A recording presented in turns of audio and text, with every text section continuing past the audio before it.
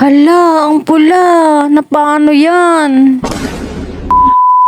Hello guys! Welcome sa aming vlog. For today's video nga pala, nung nag-ilog kami ay ipapakita ko sa inyo ang mga ganap noon. Hindi ko kasi na-edit agad kasi ako ay busy sa pag-affiliate kasi kailangan talaga ng extra income. Malapit na naman ang pasukan. At kaya ko na rin pinagbigyan ang mga junakis ko ay para naman sila ay maging masaya kasi ang tagal na nila akong kinukulit na maligo daw sa ilog. Pero syempre, hinintay ko na walang pasok ang partner ko para may kasama kami at may masakyan kami. At dito nga pala ay hawak ko ang aking apo. Naku, napakatanda na talaga kasi may apo na. At hawak naman ang partner ko ang aming bebehan na si Baby Linsel. At sa mga oras na ito nga ako dyan ay tumubog na. Hindi kasi ako pwede sa lalim kasi ako ay hindi talaga marunong lumangoy. Meron naman sanang malalim dito kaso ay hindi ako pumayag na doon kami. Dahil syempre nga puro mga bata ang aming mga kasama ay mahirap na baka malunod. Ilang beses pa nga kaming nagtalo dyan ng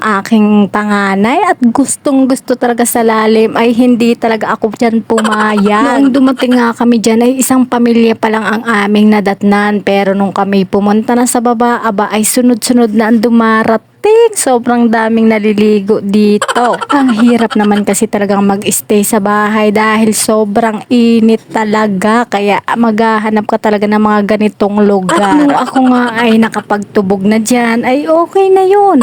Kaya nag-aya na agad ako na umuwi. At wala namang magawa ang mga kids ay talaga namang susunod talaga sa amin. At eto na nga, nauna na ang partner ko kasama ang aking baby Linsel. Ayan, paahon ang daan dito guys kapag kami ay pauwi na. Pero kapag palusong ay talagang palusong. Itong video nga pala na ito ay nung part lang na kami ay pauwi na. Yung bandang huli na. Kasi yung mga naunang video doon ko siya in-upload sa vlog ni Baby Linsel Vlog. At nung nandito na nga kami sa taas ay ang dami palang sasakyan talaga. Ang dami talaga palang dumarating dito. Ang dami pala talagang naliligo dito. At ayan na nga si Leaho na mukhang nanginginig na yan. Talagang gusto na rin niyang umuwi kasi lamig na yan siya. At etong aking pamangkin may mukhang ngawit na sa pagkarga sa kanyang anak. At dito nga ay kami ay pauwi na. Ayan si Leaho na nasa unahan ng motor at nayon ang aking mga kasama sa ulihan.